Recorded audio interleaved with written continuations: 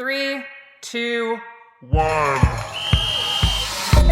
Welcome to Queen Stage. We're here to spotlight the athletes, stories, and action in women's cycling, giving the sport the attention it deserves. And we're going to do so with the quality, depth, and personality the sport demands. I'm Rosael Torres-Davis. I'm Betsy Welch. I'm Anne-Marije Rook. And I'm Molly Hurford.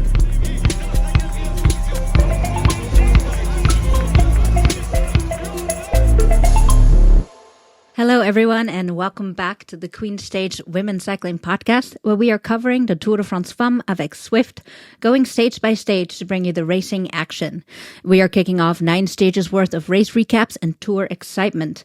Make sure you're subscribed wherever you listen to podcasts and leave us a 5-star rating and review. Before we dive in, a huge thanks to Ruckus Composites for making the show a reality. Built on a mission to push the boundaries of carbon fiber performance, Ruckus Composites and Aerospace are leaders in engineering, research, repair, and inspection. I'm Anne-Marije Rook, and today we are covering Stage 3 of the Tour de France Femmes avec Zwift. Now, for our listeners everywhere, we record this right after the stage ends, which means that our emotions are still very raw, and today especially, we are just reeling. Can someone please enlighten our listeners to what just happened and what went down in Angers? I just feel like throwing up still, and it's been like 10, 15 minutes, Rook. You were also nauseous during those last kilometers, right? So nauseous. Okay. My dog actually did, in fact, throw up literally as that happened. I did not take a picture of it. It was very gross. But yes, so we at least had one actual vomit at the end of this stage. So for anyone who hasn't watched it and is just listening to the recap, 3.5 kilometers to go.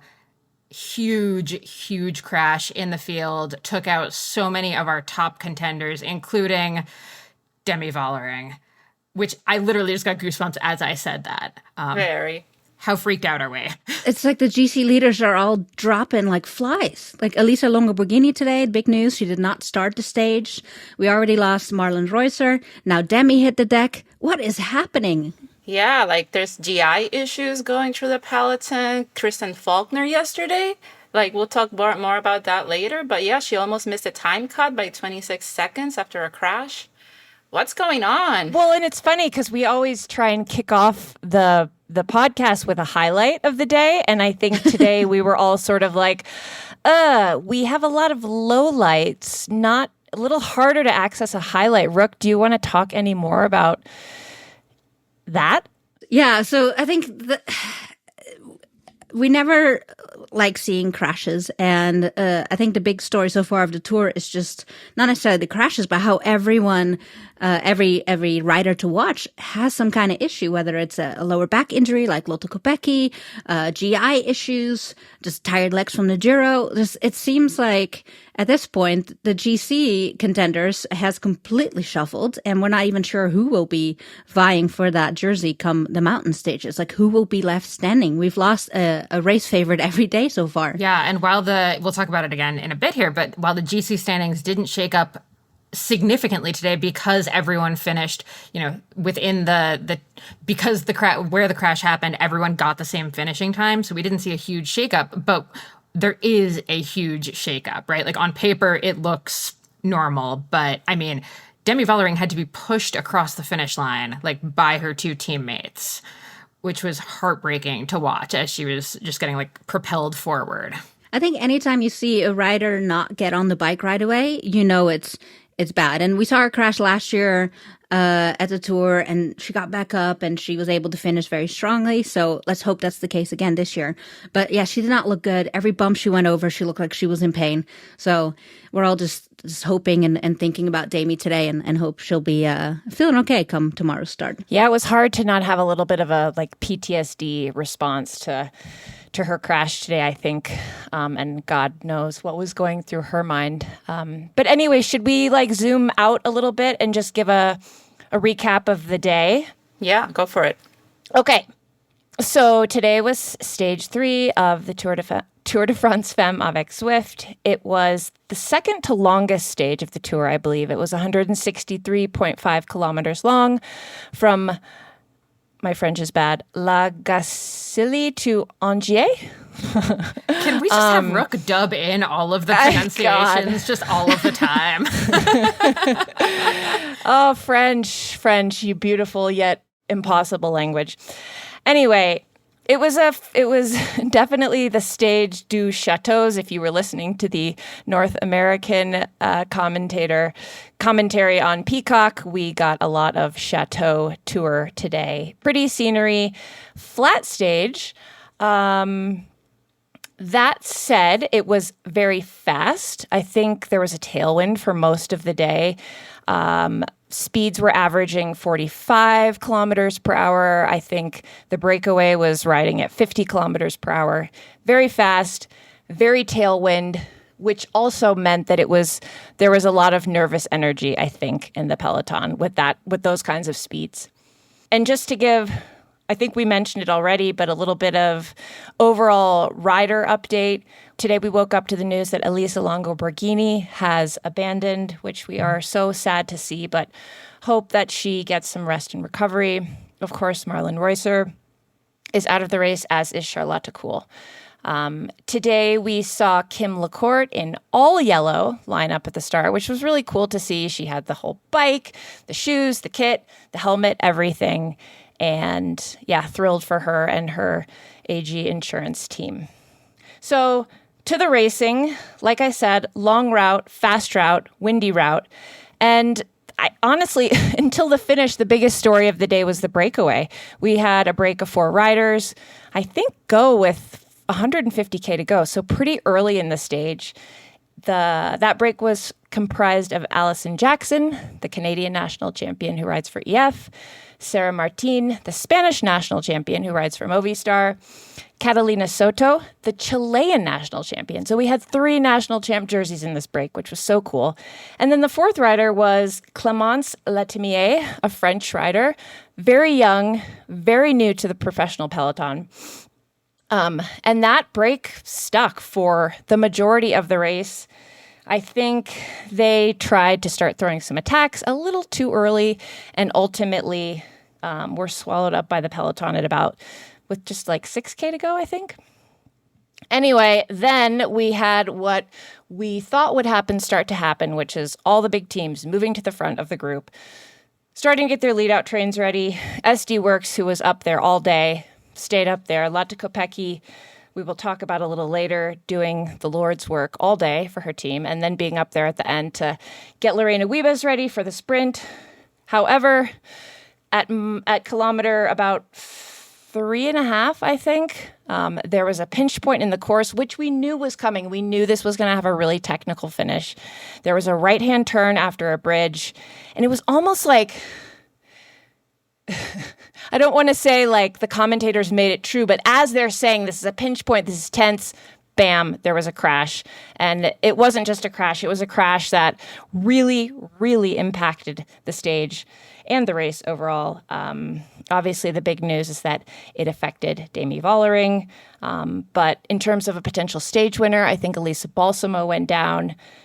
We lost sight of Kim LeCourt. That leads to my question I wanted to pose here is like, what were some of those team leaders doing that far back in the pack when they knew that it was a sketchy finish? I was so confused why like Vollering was back there. Why was Kim LeCourt back there? Why was the yellow jersey back that far? When, like you say, we've known the entire race. We knew what the finish line was going to look like. The announcers put it out 700 meters from the finish. There's a train track. So why didn't we have this lined out properly?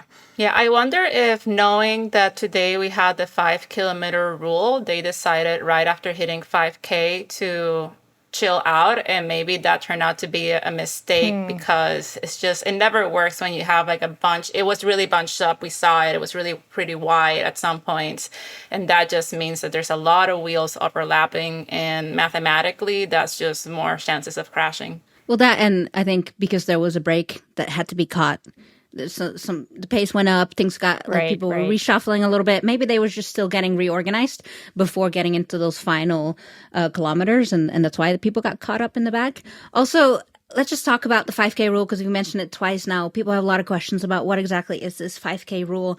It used to be 3K, but they extended it to 5K. And this rule is put in place to make the sprint safer, to avoid crashes like we saw today, and also to take into account crashes like we see today to protect the GC race. So the 5K rule means that anyone that finishes or that goes down during the last 5K get the same time as the winner. So basically the whole peloton gets the same time as long as you were within those 5K when an incident happened. Today, that was good because it means if Demi feels okay tomorrow, she can start. She will have no time penalty. If this rule hadn't been in place, she would have been out of the GC running by now because she came in, 5 minutes behind the leader. So it's a really good rule to protect the GC race. And keep that race alive. Yeah, and I think so one of the reasons this rule is applied to sprint stages and not other types of stages is because sprint stages usually they're more hotly contested, right? So it's a bigger bunch going into the line, but also a lot of the time these sprint stages finish in town centers or city centers where they're always going to be very technical and there's always going to be a lot of road furniture. So it's really nice to have that rule in those stages. So is this why we don't see that much of a change to the GC standings after today? Correct. Okay. Yeah, it's there to protect that race. Yeah, they're given the same time as the bunch. Yeah. Yeah, so if you look at the stage finish, every rider finished in the same time. So which I guess leads us to the GC standings for the day. So the only real the major shakeup that we're seeing is that Kim LeCourt is no longer in yellow. Marianne Vos is back in yellow. And that's not because it's not because of a time thing. It's because Vos finished second on the stage behind Lorena Wiebes. So she actually got the points and the little bonus for that. So that's what puts her up ahead. And then otherwise, the main changes here, Demi Vollering moves down into 6th place. Lorena Wiebes, because she won the stage, moves up into 5th. And Wiebes also moves into the green jersey. So I think actually tomorrow's... today's stage. I was going to say it's going to be the first day where everyone's actually wearing the jersey, of the thing that they actually are, instead of our third place in green situation we had yesterday. But yeah, so we'll see Vos in the yellow jersey, Wiebes in the green jersey. Very little QOM stuff going on today. So Elise Chabet maintains the Queen of the Mountain jersey. And Julie Bago also maintains the Youth U23 jersey.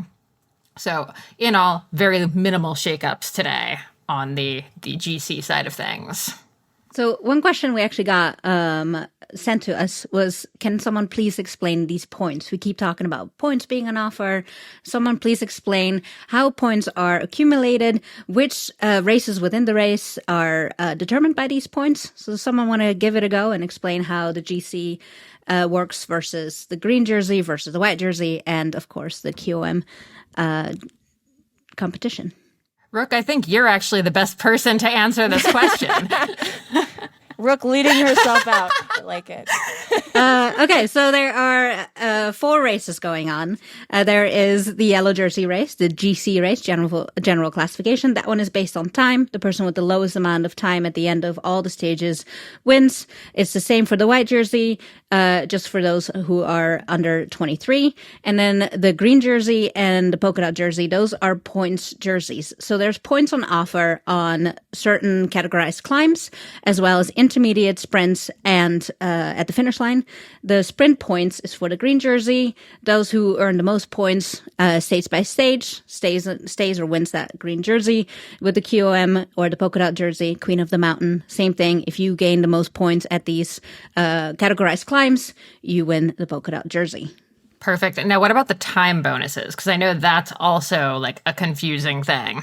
Yeah, and that one was that one definitely came into play last year since the race was won by only 4 seconds. So there was some maths going on at the end of that stage. So there are time bonuses on offer, especially at the finish line. And if you're looking at wanting to position yourself in the GC, you try to go for those.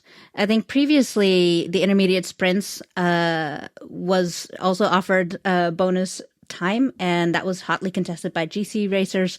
I think nowadays we see less of that. We definitely see people racing specifically for the green jersey, knowing that they probably won't be able to contest the GC or the overall race. It's actually a shift I enjoy seeing, that now people are dedicating themselves or their tour experience to go for the green jersey or to go for the QM jersey, rather than seeing the overall winner also win all the other jerseys. Yeah, it also allows teams to, be flexible and adapt because, for example, we saw UAE ADQ lose Elisa Longo Borghini, but this morning they were interviewing like one of their sprinters, and, at least they can refocus and not lose hope of getting something out of this tour. So it's really nice to have all these races within the race for that reason. Mm-hmm. Well, and obviously we're very lucky that that's happening this year, because with so many riders dropping out, all of the teams, I'm trying to name one team. I guess Canyon SRAM might be the only team that hasn't had to reshuffle significantly who's doing what.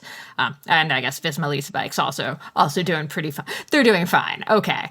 But I mean, Kristen Faulkner for EF, right? She barely made the time cut because of that really gnarly crash that we really didn't hear that much about in the coverage. But then a couple Instagram stories came out showing her bike just cracked in like two different places, aggressively cracked, not scratched. Like that bike was hanging on by a thread. She apparently went into the bushes. She spent all day chasing back, so barely made the time cut, not to mention is probably exhausted from trying to make the time cut after, crashing pretty hard. So, she was kind of one of my like dark horse people. Now she's completely out of contention, which, now we see Allison Jackson, getting into the mix and doing the breakaway. Do we want to talk about Lotta Kopecky and, her current role where she was? I mean, I would start by talking about SD Works Pro Time and Canyon SRAM, because both teams did a great job pulling in the break early, around 27 kilometers to go. From SD Work, we saw Blanca Bass doing a really good effort at the front, and Canyon SRAM, we saw Chloe Dygert working there. And then the SD Works team just leading out Lorena Wiebes to that line. Come on, they did a really good job. They avoided that crash very skillfully. And Lotte Kopecky, what a wing woman to have in your team, right? Absolutely. She was definitely going to be one of my Queen of the Stage picks today, because here's a rider who had these grand GC ambitions, finds herself starting with a back injury, knowing she can no longer contest a GC. Instead, turns herself into this great teammate, this absolute workhorse. We saw her in the cars multiple times getting bottles for everyone. I think at one point she was carrying like 6 bottles on her and bringing it very skillfully back to the pack. Yep. And while we don't see, we see her in the back a lot getting bottles, we do see her at the end as well. She was right there leading Lorena Wiebes out in an incredible, skillful manner, as you said, Rosael.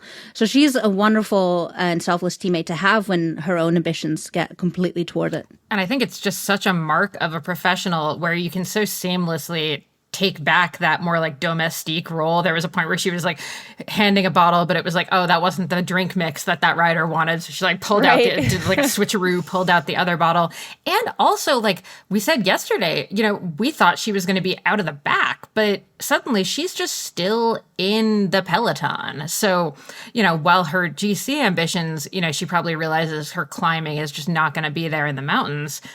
It's not like she's not still kind of a powerhouse and a smart enough rider to be able to stay in the peloton and just like sitting on wheels and, ready to do the work when needed. And that's pretty badass. So classy, too, to see the rainbow jersey, like delivering bottles. I mean, well, I was going to say, it almost like as a super domestique in the rainbow jersey, you have an advantage that you're very recognizable. So people are going to open the path for you to move through that peloton front and back. So in a way, I feel like not only does Lotte Kopecky have incredible skills, but she also has, that advantage. Absolutely. So do we have any other queens of the stage that we think are worth shouting out here? I mean, in general, a queen of the stage, queen of the tour so far, I'd say goes to the fans alongside the road. everywhere you go, you see so many people, and it's so lovely to see them come out. Like, we just finished 3 weeks of racing on the men's. Sometimes you see a little bit of drop off in interest, but not in France. If you look at the side of those roads, they're standing 2-3 deep. It's so great to see. And all the riders have been commenting in interviews as well that it's really encouraging for them to see all those fans alongside the road. Yeah, today's finish was like, it was packed. Yeah, and we even saw in the cornfields on the side of the road, or I don't know what farm fields were those, but there were some guys being pulled by a tractor. They were on a boat with a Peloton bike or an exercise bike on it, with a French flag, just having fun. Hopefully in the mountains we'll get one of those daredevil mountain bikers to huck. I don't know. Do we think like Puck Peters would then like stop and be like, "Oh, hang on, like switch bikes with me. Let me try," because I could see that. Yeah. Speaking of Puck Peters, she's another rider that went down today. Oh, she did? Yeah, she was caught up in that crash. And she's another one that I would have like put on, top 10 in the GC / like stage win. So again, fingers crossed that a lot of the injuries were less bad than they seemed. I think the upside of the 5K rule is that like riders can take their time getting back on their bikes. They can like slowly pedal in. So I think sometimes it seems more dire than it actually was. Not in the sense like it's not like soccer players that are like pretending to be fouled. It's just that like there's no impetus to get up and like try to sprint away on your bike. You might as well just kind of like catch your breath, slow roll in. There's no downside to doing that. So hopefully that's more what we saw today versus like actual serious injuries that are going to take people out. Yeah, let's hope that's true for Demi. Speaking of soccer, I think one thing we should know what makes cycling unique is that when you do lose a rider because of injury or crash or whatever, you can't just sub in a new rider. So you only get the riders that you start with. So we have 7 riders, and a team like Movistar or someone that has already lost a rider, suddenly you have 6. And then, someone's not feeling well, and then you have 5. And that makes a really big difference, especially later on in the race. Like, you want to have as many numbers as you can when you go into the a lead out or even into the mountains. And so that's definitely a disadvantage that we see in women's cycling as well, that we get to start with 7 riders, the men get to start with 8, and you're like, oh, it's just one rider, but it does make a big difference. Yeah, that's something I would like to see in the future, maybe a race that experiments with allowing people to change riders, like have riders in the bench that you can put in, like, I think that would be really interesting, maybe it would, but maybe not in a race like the Tour, because I think part of what you do when you lose the riders is also says a lot about your team, right? During that period of time. But while I have the mic, I just want to give a shout out to I enjoy the breakaway riders a lot. I know they messed it up there at the end because they started attacking each other a bit too soon. And that's why basically they got caught, because they had a real chance to make it to the line. But Sarah Martin, Soto Campos, they were so feisty. Allison Jackson too. I'm so glad you brought this up, because we have this section of the podcast called No Dumb Questions, and I feel like we've answered a lot of questions today, but that was going to be one of my other questions is what about the breakaway? Tell us a little bit about breakaways and why they form and why a rider would decide to do that. Especially today was great, right? Because as you were saying, we had 4 riders, maybe most of whom are not big names. Why do they decide to do that? Yeah. Do they think they're going to win the stage? Yeah. Could they win the stage? Yeah, they're basically being opportunists, right? And trying to go for the stage win, because as we saw, anything can happen. You mentioned we had tailwinds and plus nerves. That's that is a recipe for crashes, unfortunately. But I think Allison Jackson was the best placed rider in DGC, and she was down in 69th place. And the other ones were 132, 140 something. So it was really cool to see how this race played out more like textbook style, where they had a controlled break ahead with the maximum gap I think they had was 3.5 minutes. And then they eventually, once they hit the 30K mark after the sprints, they started chopping down on that gap. And eventually catching them. But basically, yeah, the breakaway is there to put your name out there, put your sponsors and team out there, and for the very real chance that you could win the race. Because had that break worked better in those last kilometers. Like, imagine Allison Jackson, who's a Paris-Roubaix winner. She could have won that stage. I think in general in bike racing, the goal is to get to the finish line with as few riders or competitors as possible. So when you're in the breakaway, you increase your chance of winning, right? You only have 3 people to sprint against versus the entire peloton. So in most situations, you want to avoid a mass finish. Yeah, and it was interesting because Sarah Martin and Soto Campos, if you look at when they decided to attack, they started attacking the break, which is it was smart because they were entering the part of town where there were a lot of corners.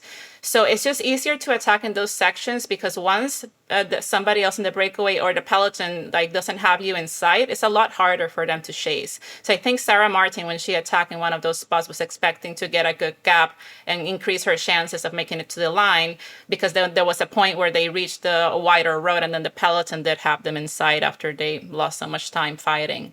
It's also a good chance for teams that it's, in the case of Movistar, who already lost a couple of their main riders, as far as GC goes, it's a good chance for them to, go for the stage wins, because they're probably not going to have enough sprint firepower to actually make it in the bunch sprint because they don't have the train anymore. They don't have their sprinter anymore. But hey, maybe they can kind of gain back some of the, what do I even want to say here? They can get back some of the prestige if they actually take a stage win, which unsuccessful as of yet, but here's hoping. So Molly, with tomorrow's stage being, I think, of a similar profile, is it likely that we would see another breakaway form early on? Oh, yeah. So tomorrow, another flat stage. It's a little bit shorter, 130 kilometers. There's the tiniest of tiny hills, much like today. I think the most interesting part of tomorrow is going to be the fact that everyone is going to be riding so protectively and so nervously after today. I'm really interested to see if we actually see maybe even more breakaways, because people don't want to be involved in the peloton. They, want to be up the road. I haven't actually looked at the exact map of the finish line, if it's going to be similar. Fingers crossed it's not nearly as, It's not tricksy. as technical. Yeah, it's not as technical as today was. But I think everyone's going to be very nervous. So I think probably it's going to be a good day for some breakaways to make attempts. But I think realistically, it's going to come down to another sprint. But it should be, a really fun stage to watch. I think what has been nice is it has been the last parts of every stage thus far have been absolutely phenomenal to watch, even if today was painful as well.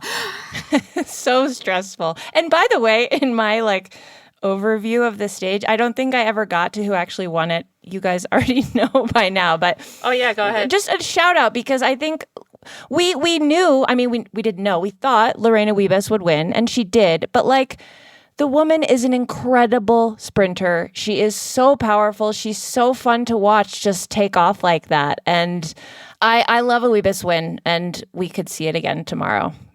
And you know what? Lorena Wiebes actually hadn't won since 2023. We didn't see her win at all last year because Charlotte Cole was so strong. Oh, and then she had that right. mishap with her derailleur. So I think she was really wanting this stage win, and there was a lot of pressure on her, and that's when she thrives, actually. Mm-hmm. She loves a little bit of pressure and to show up and just show what she can do. And there was no doubt about it today, really. I think everyone knew it was her stage to lose, and she stepped up and did what she does best. Yeah, and I want to mention that Marianne Vos was second place in the sprint, which is just so wild how well she can sprint against the people who she sprint against, because we also had Ali Wollaston of FDJ Suez, which I don't think we know a lot about. She's the sprinter for FDJ Suez, which is Demi Vollering's team, and she won a stage of the Tour of Britain. She's a really good rider. And in fourth place, we had a U.S. American, Megan Jastrap, racing for Team Picnic Post NL. So shout out to her for getting fourth there ahead of Liana Lippert. Now, what do you guys think about that sprint, though? Because of what happened with how many riders were caught in the crash, it was definitely, not our normal sprint, because everyone was just so disorganized, right? It was absolute chaos, which I think is probably to Wiebes and Vos's benefits, right? As far as all the sprinters go, they're the two that practically don't need a lead-out train. they're just going to go. It's fine. But for all the other teams, actually, it's very much to third and fourth places credit that they were able to organize themselves and get into those positions. Absolutely. So maybe tomorrow, if there's not a breakaway, we actually get those lead-out trains that you I just want a lead-out train. Is that asking for so much? We almost had it. We almost had it today. We were so close. So with that said, who are your picks for tomorrow? I mean, my pick, the thing is, I could see this happening two ways. We could have the sprint that we all want after the breakaway gets caught, but we have to see how are people feeling after those crashes, because it could also be that with the medium mountain stage coming after tomorrow, that they decide to take a really easy day to, nurse those wounds and all that. And then the breakaway would take it. But if the breakaway gets caught, it's going to be Lorena Wiebes. I don't see it any other way. When you have a lead out woman like Lotte Kopecky, it's just, I can put my savings on Lorena Wiebes. I still would like to see Balsamo give it a go. We haven't seen her at all yet. Yeah, I'm sorry. I'm like trying to look and see if anyone has posted anything about how Vollering is doing, because I'm like, I just want to know if she's okay and if she's going to be starting, because I think she would probably be one who's, if she wasn't that hurt, she could be very much a potential for tomorrow if everyone gets organized. Yeah, but basically I think we have like 4 sprinters that I can identify quickly, like Lorena Wiebes, Elisa Balsamo, Charlotte Kuhl, who's not in it anymore, and Ali Wollaston, I would say, are our best sprinters. And you always have to include Marianne Vos. Always. Even if she's not racing, to be honest, I would still probably put her like... Everyone's like, Molly, she retired like 20 years ago. And I'm like, she could still be back. Who knows? That's a good idea for a fan fiction story. I'd read it. All right. Should we wrap up there? Leave everyone ready for tomorrow's stage 4 of the Tour de France Femmes avec Zwift? Absolutely. And everyone listening, send us your questions. We'll answer them or do our best answering them here. There are no dumb ones. Absolutely. And you can find us on Instagram at queenstage.cc to submit those questions or just send them to any of us. You can find us pretty easily on the interwebs. And before we go, please, please, please make sure you're subscribed wherever you listen. Leave us a 5-star rating, a review, and do us a solid. Share it with a friend. Share it on stories. We've got a little bit of everything going on here. Life is good. And remember to watch the Femmes. All right. We'll see you tomorrow.